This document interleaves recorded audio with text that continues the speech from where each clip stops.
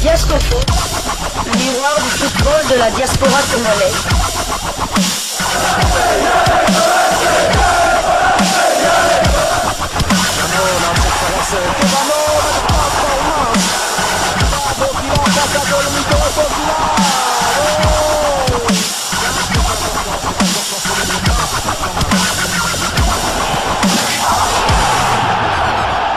Diascofoot, le miroir du football de la diaspora congolaise. Vous êtes sur Diascofoot, le miroir du football de la diaspora congolaise. Diascofoot vous dit bonjour, tout le plaisir est pour nous de vous retrouver, mais surtout de savoir que vous êtes nombreux en train de suivre votre chaîne YouTube dédiée uniquement aux footballeurs de la diaspora congolaise.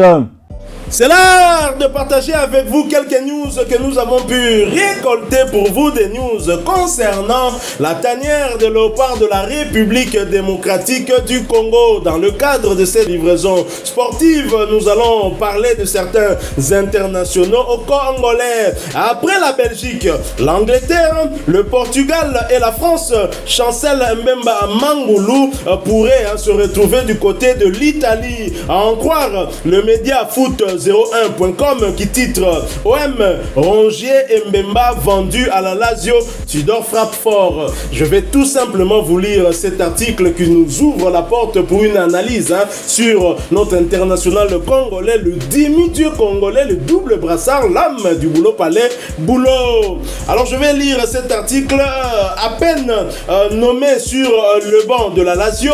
Igor Tudor a déjà des idées pour renforcer le club romain. L'ancien entraîneur de l'Olympique de Marseille pense notamment à deux joueurs de l'OM. La Lazio Rome a officialisé lundi la signature d'Igor Tudor comme entraîneur. Le technicien croate remplaçant à ce poste Maurizio Ossari, démissionnaire après une série de mauvais résultats. Tudor est désormais bien connu en France puisqu'il a occupé le même poste pendant une seule saison à l'Olympique de Marseille, quittant ses fonctions en fin de saison passée à la grande déception des supporters de l'OM. Même si son passage en Ligue 1 avait commencé par les huées du Vélodrome à l'été 2022, Igor Tudor avait réussi à renverser la tendance dorénavant à la Lazio où il a retrouvé Matteo Guendouzi. L'entraîneur de 45 ans va d'abord tenter de ramener son équipe vers une place européenne, le club de la capitale italienne étant actuellement 9e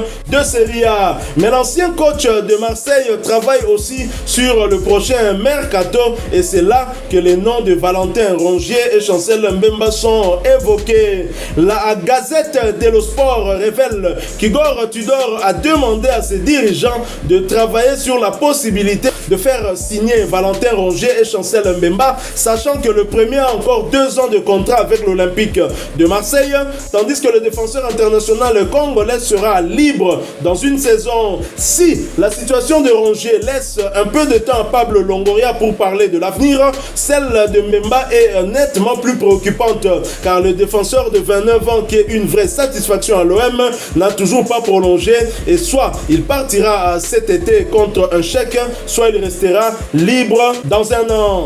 Une situation que le président de l'Olympique de Marseille n'apprécie évidemment pas concernant un joueur valorisé à 15 millions d'euros. Un an après Matteo Guendouzi, la Légion marseillaise pourrait donc s'agrandir à la Lazio et Igor Tudor y sera pour beaucoup. Mais cette fois, il n'est pas certain que les supporters marseillais le remercieront. Rongier et Mbemba étant 2 cadres des différents entraîneurs qui se sont succédés cette saison à l'Olympique de Marseille. Alors, Chancel Mbemba Mangulu, si jamais cette information arrivait finalement à se concrétiser, c'est le vœu d'Igor Tudor, mais est-ce que ce sera aussi le choix de l'international congolais, mais surtout du club phocéen? Si cela arrivait, Chancel Mbemba aura là à connaître un 5e pays depuis qu'il a quitté la République démocratique du Congo. Il a débuté par la Belgique dans le club d'Anderlecht. Ensuite, il est allé du côté de l'Angleterre dans le club de Newcastle et enfin du côté de Porto au Portugal. Et là, il est en France dans le club de l'Olympique de Marseille. On peut dire que Chancel Mbemba n'a connu que des grands clubs de ces pays-là. Anderlecht est un club mythique de la capitale belge et Newcastle, un club mythique aussi, un grand club historique du côté de l'Angleterre. Et nous avons Porto qui est l'un des grands clubs du Portugal, qui a d'ailleurs remporté une Ligue de Champions. C'était face à l'international congolais Chabani Nonda. Et l'Olympique de Marseille, le seul club français à avoir remporté la même compétition. Rappelez-vous, du but de l'Ivoirien français, quoique français, Basile Boli. Et si il arrivait à rejoindre la Lazio de Rome, qui est aussi l'une des grandes équipes d'Italie, après l'Inter de Milan, le Milan c'est la Juventus de Turin, l'AS Rome, il y a aussi la Lazio, une équipe sur qui il faut bien évidemment compter. Tout à fait, une équipe qui s'est fait éliminer en huitième de finale par le Bayern de Munich en Ligue des Champions. Donc je crois que c'est aussi ça qui a scellé le sort de l'entraîneur Maurice Sarri. Donc ouais, pourquoi pas, donc s'il faut se projeter dans le futur, moi je dirais Chancel Mbemba, c'est sa deuxième saison à Marseille. La première saison était excellente. Il était deuxième meilleur buteur même de son équipe. C'était parmi les satisfactions de son équipe derrière Alexis Sanchez. Il a été dans l'équipe type de la Ligue 1. Il a été élu meilleur joueur africain de Ligue 1. Après tout ça, il n'y a pas eu de valorisation de son salaire. Son salaire est toujours resté le même. Cette saison, pareil, il fait... Et son club a voulu le vendre en Arabie Saoudite. Ça, il ne faut pas oublier. Il a voulu le vendre en Arabie Saoudite. Et c'est parce que Chancel même n'y est pas parti, c'est parce qu'il a refusé de partir. Parce qu'il avait encore un contrat et son club ne pouvait pas le vendre sans son accord. Donc, il faut savoir que Chancel Mbemba, à Marseille, comme vous l'avez dit, il rentre dans sa dernière année de contrat. Donc s'il ne se re-signe pas un nouveau contrat, il partira libre l'année prochaine. Donc, évidemment, Longoria ne veut pas de cette situation parce que lui-même avait recruté Chancel Mbemba gratuitement. Tout à fait. Donc Longoria fera tout pour vendre Chancel Mbemba. Si évidemment il ne lui propose pas de nouveau contrat, il fera tout pour le vendre en juin. Il faut savoir que Chancel Mbemba, malgré tout ce qu'il a montré l'année passée et cette saison, il n'est que le 9e, il n'est qu'à la 9e place des joueurs les mieux payés de Marseille. Donc pour moi c'est scandaleux, c'est difficile. Le premier joueur c'est Aubameyang, bien sûr, c'est la star, il faut qu'on se le dise, il vient de Arsenal, Barcelone et tout ça, Chelsea, c'est vraiment la star, il gagne 8 400 000 par an. Deuxième c'est Kondogbia, on le comprend aussi. Il vient de la Liga, je crois d'Atlético de Madrid ou Valence, quelque chose comme ça. Lui, c'est 7 millions 08. Le troisième, c'est Veretout. Il venait aussi de l'AS Rome. Il est arrivé l'année passée comme Chancel. Son salaire, c'est 6 millions 6 par an. Le troisième, c'est Correa, un joueur qui a été recruté cette saison et qui ne joue quasiment pas. Je ne sais même pas s'il a été vendu, il faut que je me renseigne encore, s'il a été vendu au Mercato, mais il ne joue quasiment pas. Son salaire est de 5 millions 45. Le cinquième, c'est Ismaël Sarr. Son salaire est de 4 millions 250 000. Le sixième, c'est Ounaï, le Marocain, qui touche 4 millions 150 000. Le septième, c'est Valentin Rongier, justement, qu'on en parle aussi du côté de Lazio avec Chancel Mbemba, qui lui touche 3 millions 960 000 par an. Le huitième, c'est Paul Lopez, le gardien, qui touche 3 millions 850 000 par an. Le 9e, Chancel Mbemba qui touche 3 840 000. Et le 10e, Jonathan Klaus qui touche 3 300 000. Avec ce qu'il a montré. Chancel Mbemba devait être en tout cas dans le top 5. Avec ce qu'il a montré la saison dernière. Ouais. Et ce qu'il montre cette saison, c'est parmi les cadres et les joueurs, les meilleurs joueurs. Si même vous faites un sondage à Marseille, il sera parmi les 3 joueurs sollicités. C'est clair. Par les supporters. Mais là, c'est le 9e salaire, donc je ne comprends pas. Et il n'a toujours pas eu de proposition pour signer un nouveau bail. Donc pour moi, en plus partir en Italie, l'Italie qui est l'un des meilleurs championnats pour les joueurs dessus par rapport à la Ligue 1, c'est clair. Au niveau tactique, pour les joueurs, il n'y a pas mieux que l'Italie. Pour l'Italie, parce que vous voyez même le pays du Catenaccio. Vous voyez même, je crois, la saison passée, donc il y avait 3 entraîneurs italiens, je crois, sur les 4 équipes qui étaient en demi-finale de la Ligue des Champions. Donc cette année encore, il y a encore un entraîneur italien qui est au Real de Madrid. Donc vous voyez, donc l'Italie côté tactique, Bazzagalli fouetté. Donc pour moi, même si Gattuso a échoué à Marseille. Tout à fait, exactement. Donc comme ça, l'année prochaine, pourquoi pas, on pourra avoir 2 joueurs congolais, si évidemment Mikel arrive à monter avec son club en Serie A. On parlera aussi du binational, Cyril Ngongue qui joue du côté de Naples. Je veux dire, qui sont déjà internationaux congolais, donc pour moi, pourquoi pas. Parce que si Longoria et Gilbert, à mon humble avis, lorsque Longoria va entendre des sirènes du côté de la Lazio, il va pas il ne va pas hésiter, il va vendre. Si Chancel Mbemba partait du côté de la Serie A, déjà dans cette équipe de la Lazio, il va retrouver non seulement son ancien entraîneur Igor Tudor, mais aussi son ancien coéquipier Guendouzi, mais il va retrouver aussi dans ce championnat un ancien coéquipier qui était meilleur buteur, lui, deuxième meilleur buteur, il s'agit bien du Chilien. Alexis Sanchez. Voilà. Et donc... tout à fait. Et c'est toujours bien d'arriver dans un nouveau club. Et c'est pas le président qui vous voulait, mais c'était l'entraîneur qui vous voulait. Bien que ça ne se soit pas très bien passé à la fin du Igor Tudor. C'est ce qui m'étonne d'ailleurs. C'est ce qui m'étonne. Maman, il a talent. Parce que Igor Tudor, au début, avant que Chancel Mbemba ne revienne en sélection, pour, je pense, 2 matchs avec les Léopards, je crois, si je n'ai pas oublié, Igor Tudor, à son retour, ne le titularisait plus. Et d'ailleurs, c'était devenu un problème. Les supporters marseillais ne comprenaient pas, et même les médias, ils ne comprenaient pas. Igor Tudor donnait ses raisons, il parlait de fébrilité physique, alors qu'au retour en sélection, il était titulaire lors de ces 2 rencontres. Et cela m'étonne un tout petit peu que le Croate veuille de lui. Finalement, il se rend compte qu'il n'a pas de choix. Chancel Mbemba est meilleur, tout simplement. Chancel Mbemba est meilleur. Bon, c'est vrai qu'il y a eu quelques embrouilles pendant 2 ou 3 matchs. Chancel Mbemba s'était retrouvé sur le banc du côté de Marseille, mais il a terminé la saison comme titulaire. Donc, il sait que Chancel Mbemba a été une des pièces de maîtresse de Marseille qui l'entraînait. Donc pour moi, il a toujours cette impression que Chancel Mbemba peut apporter une plus-value à l'équipe de la Lazio.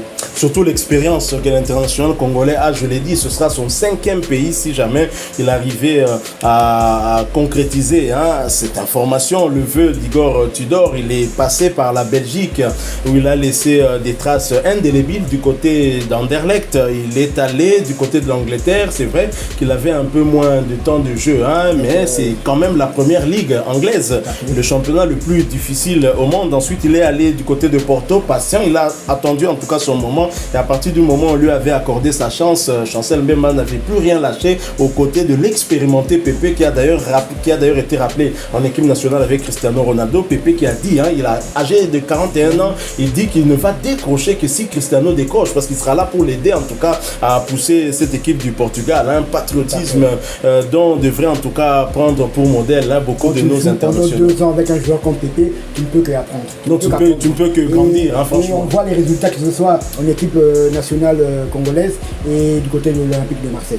Tout à fait, Chancel Mbemba, je pense qu'il doit être le défenseur marseillais le plus expérimenté et qui est pour moi le plus talentueux aussi, c'est clair, parce qu'il le montre dans son apport non seulement en défense au milieu de terrain, mais surtout apport offensif qui est indiscutable. Il faut demander à Aubameyang, il a été servi. Je crois que dans la saison, l'année passée c'était le 2e meilleur buteur après Sanchez, mais cette saison il doit être dans les 3 ou 4e 4 joueurs qui ont marqué le plus avec l'Olympique de Marseille. Donc c'est vraiment, son apport offensif est indéniable. Donc on reste toujours du côté de la France, mais cette fois-ci on va du côté de Nantes. Moutoussamy va connaître un 3e coach cette saison. Passé par le FC Nantes entre 2021 et 2023, Antoine Camboiré est de retour sur le banc nantais. Il est donc le 3e entraîneur de Samuel Moutoussamy cette saison, après Pierre Aristoui et Jocelyn Gouvernec. Le retour de Camboiré est une bonne chose pour Samuel Moutoussamy, car c'est lui qui l'avait relancé après son prêt aux Pays-Bas. Il en avait fait de lui une pièce maîtresse de son équipe de Nantes. On rappelle qu'il avait gagné la Coupe de France en 2022 et avec Moutoussamy titulaire dans l'entrejeu de cette équipe. Et avec Camboiré, Moutoussamy jouait. C'est vrai qu'avec Gouvernec, le courant ne passait pas vraiment, soit il était remplaçant, il rentrait en fin de match et c'était compliqué. Là, c'est vraiment un point positif pour nous et pour Moutoussamy qui est quand même une pièce maîtresse de l'équipe nationale congolaise qui n'a raté aucune minute avec de Sarp. C'est vraiment exceptionnel. C'était le joueur qui a joué le plus de matchs avec... Double poumon. Double poumon, exactement.